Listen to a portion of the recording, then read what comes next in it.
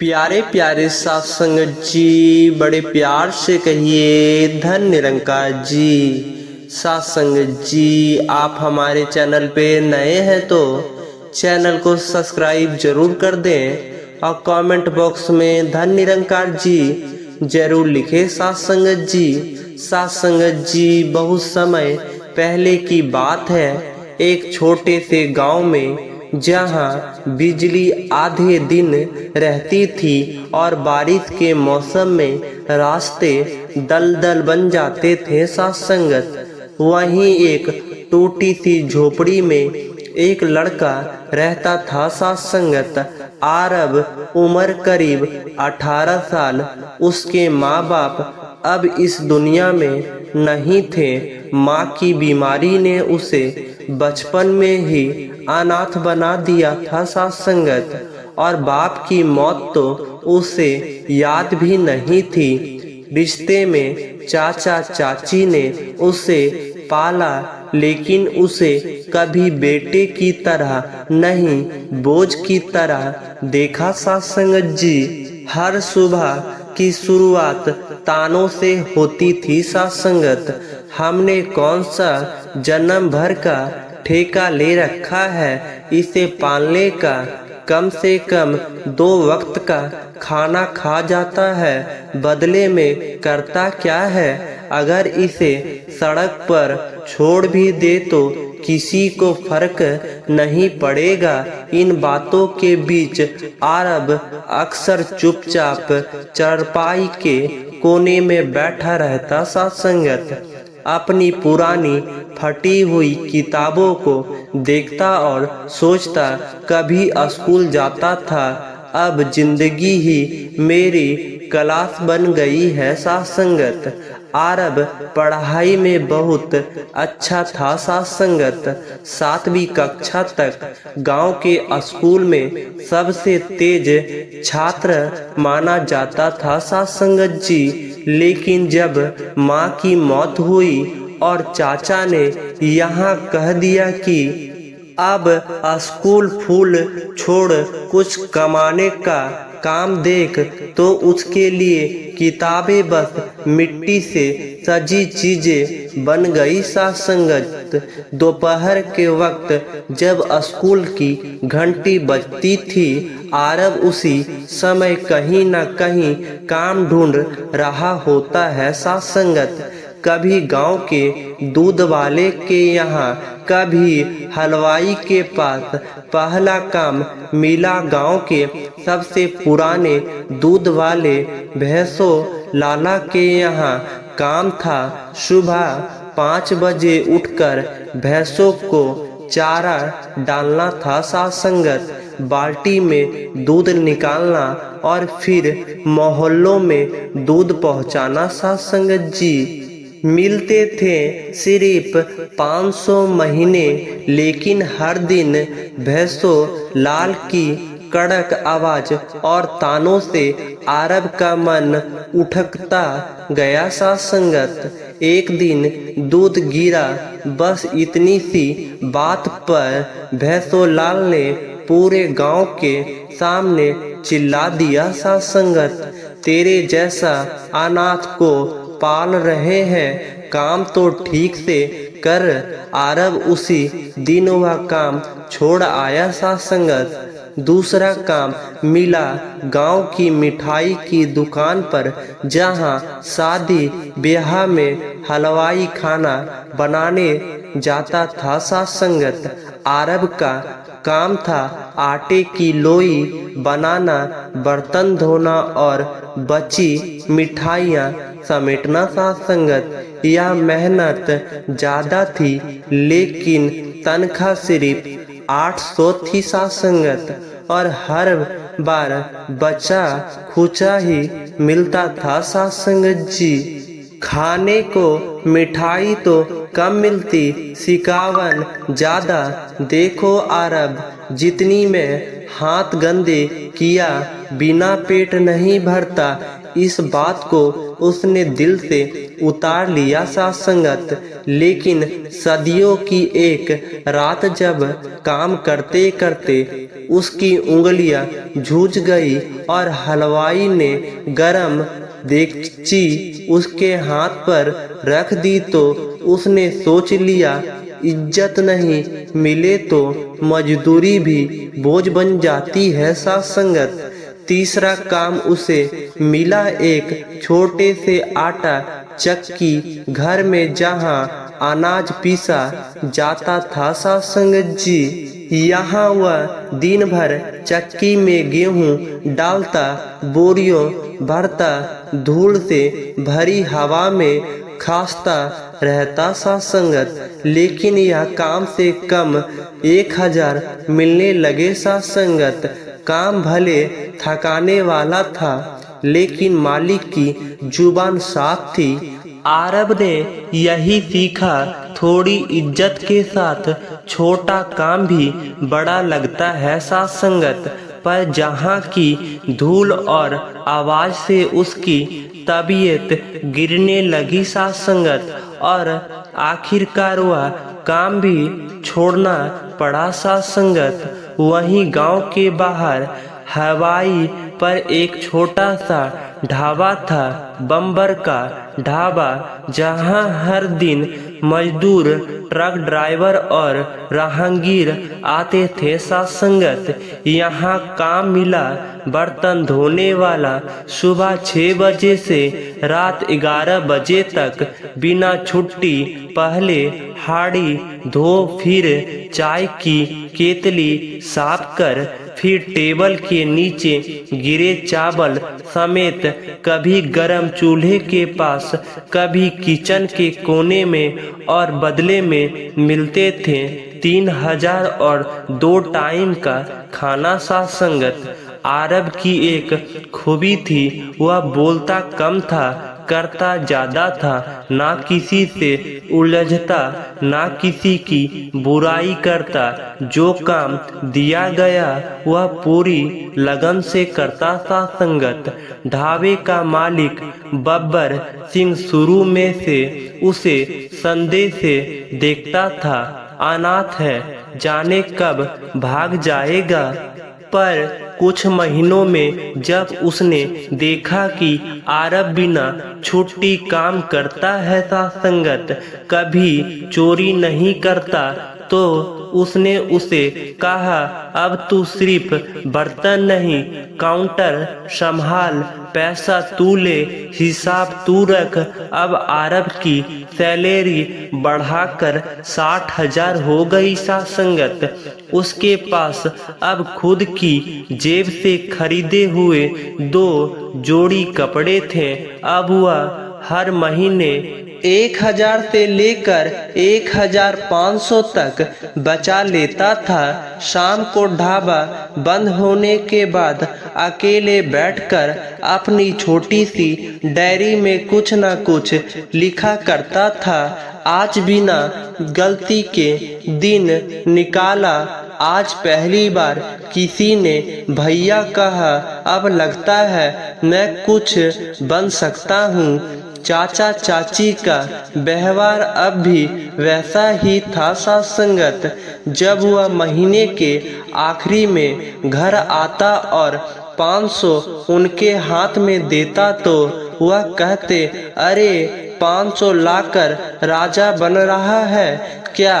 लेकिन आरब ने अब अपने लक्ष्य तय कर लिए थे। अब वह किसी के तानों से नहीं हिलता साथ संगत। उसे अब सिर्फ एक चीज दिखती थी, आजादी। आजादी उस दिन की जब वह किसी का मोहताज ना हो, ना चाचा चाची का, ना समाज की नजर का, ना तो तानों का, सिर्फ अपने कर्म का। अब आरब हर दिन सुबह सूरज से पहले उठता, ढाबे पहुंचता, ग्राहकों को नमस्ते बोलता, खुद ही चाय बनाता, हिसाब रखता और हर शाम अपनी कमाई में से थोड़ा थोड़ा जमा करता। उसकी आंखों में कोई सपना नहीं था, बस जिद थी। अब बब्बर सिंह का ढाबा उसके भरोसे पर चल रहा था। दिन में ग्राहकों की आवाज़ों के बीच और रात के चुपचाप अपने कमरे में बैठकर वह एक बात हर दिन सोचता सा संगत, जब तक खुद की जिंदगी सीधी नहीं करूँगा तब तक दूसरों को सीधा रास्ता कैसे दिखा सकता हूँ। गांव के किनारे एक पेड़ के नीचे उसकी पुरानी झोपड़ी थी। छप्पर टपकता था, दीवारें गहरे की जंग पर अब दरारों से भरी थी और वह फटी हुई चारपाई जिससे हर रात उसकी पीठ में दर्द हो जाता था। एक दिन जब बारिश हुई और छप्पर से टपकता पानी उसके खाने की थाली में गिरा तो उसने उसी पल खुद से वादा किया, अब सबसे पहले अपना घर सही करूँगा। सिर के ऊपर टपकती छत नहीं, टिकती हुई छाव होनी चाहिए। 2 महीने तक हर दिन ढाबे से लौटकर वह 100 अलग निकालकर एक डिब्बे में रखता रहता सा संगत। उस डब्बे पर उसने चुपचाप एक कागज चिपकाया था छत के लिए। जब 2000 इकट्ठे हो गए तो वह गांव के लोहार व्यापारी के पास गया और 2 पुरानी टीन की चादरें खरीदे सा संगत।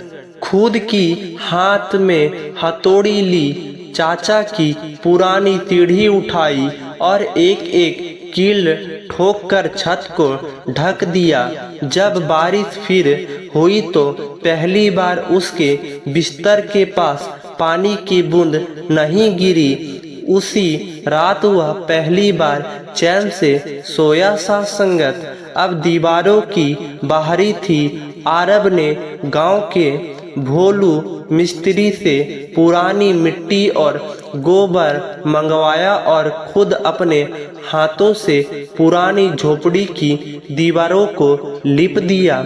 उसके हाथों में दरारें पड़ गई, लेकिन दीवारें एकदम चमक उठी। अगले महीने की तनख्वाह से उसने एक पुराना पलंग खरीदा। लकड़ी थोड़ी खड़खड़ाती थी, लेकिन चारपाई से 1000 गुना बेहतर थी। अब उसकी पीठ की तकलीफ कम होने लगी थी। गांव में बिजली अक्सर रात को ही आती थी, लेकिन आरब ने सोचा अगर अंधेरे में भी मैं सपना देख सकता हूँ तो रोशनी में तो और भी देख सकूँगा। ढाबे से लौटते हुए वह एक दिन पुराने इलेक्ट्रॉनिक की दुकान गया और 100 में एक पुराना बल्ब और 500 में एक छोटा टेबल फैन खरीद लाया। झोपड़ी की एक दीवार पर बल्ब लगाया और पंखा पलंग के पास रखा। अब वह रात को पसीने में भीगता नहीं था और अंधेरे से डरता नहीं था सा संगत जी। आरब एक शाम ढाबे के बाहर बैठा था। गर्मियों की धूप उतर चुकी थी, लेकिन उसके अंदर एक और आग जल रही थी। वह अगले टिफिन का ढक्कन बंद करते हुए बब्बर सिंह से बोला, बब्बर भाई एक बात पूछूं? बब्बर हाँ बोलो, क्या बात है? आरब, आपने कभी सोचा था कि खुद का ढाबा खोलोगे?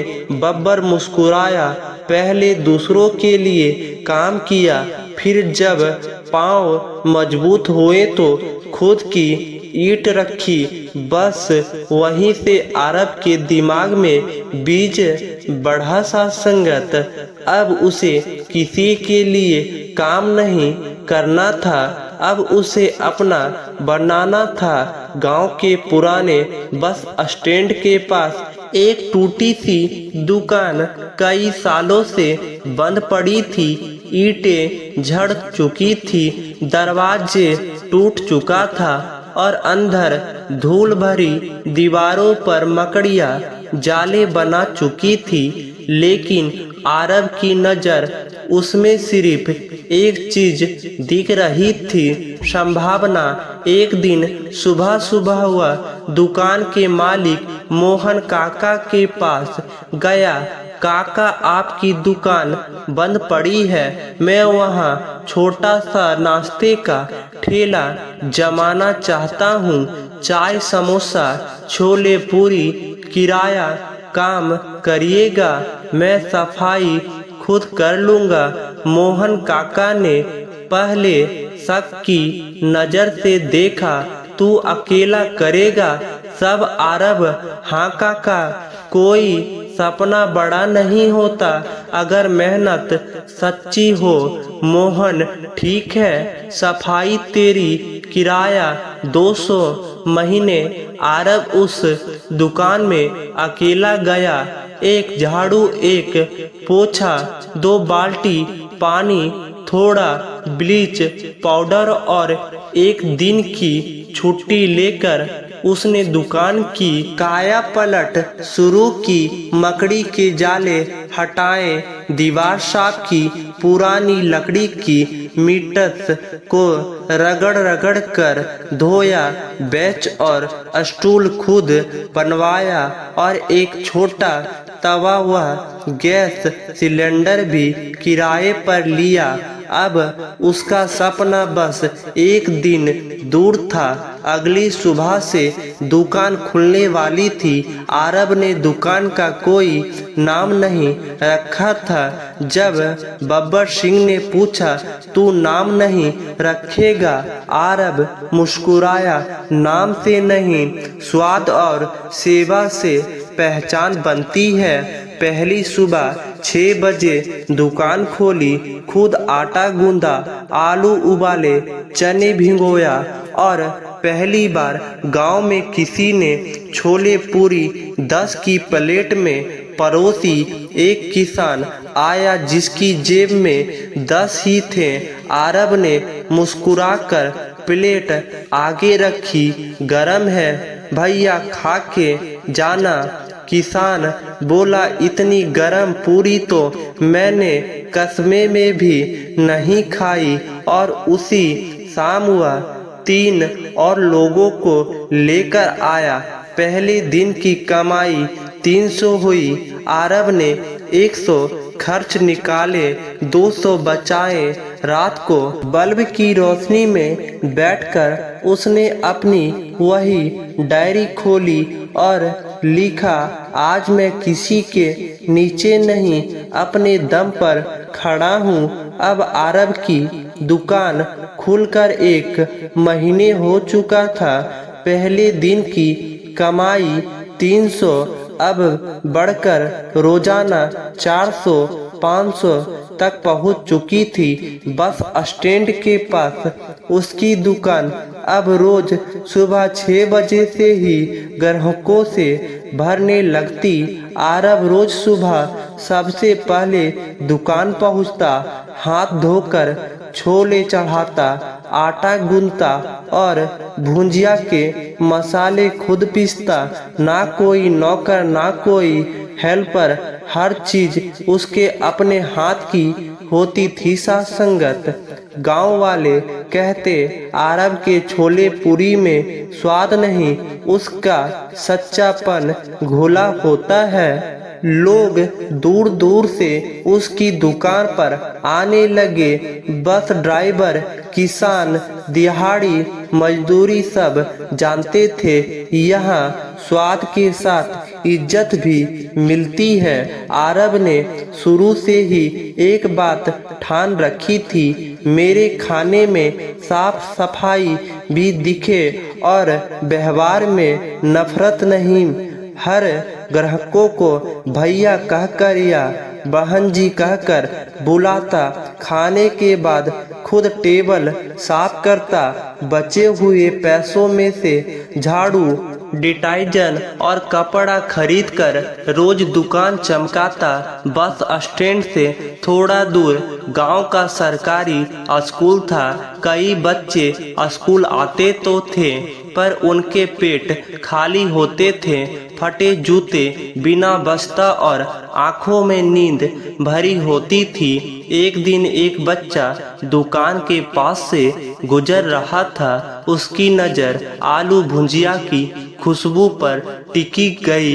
आरब बोला, तू खा ले, पढ़ाई कर, कभी पैसा मत सोच। बच्चा हिचकिचाया, पैसा नहीं है। आरब मुस्कुराकर बोला, कहा ना, तू बस खा, पढ़ना बंद मत करना। उस दिन से रोज 2-3 बच्चे स्कूल जाते वक्त उसके यहाँ रुकते।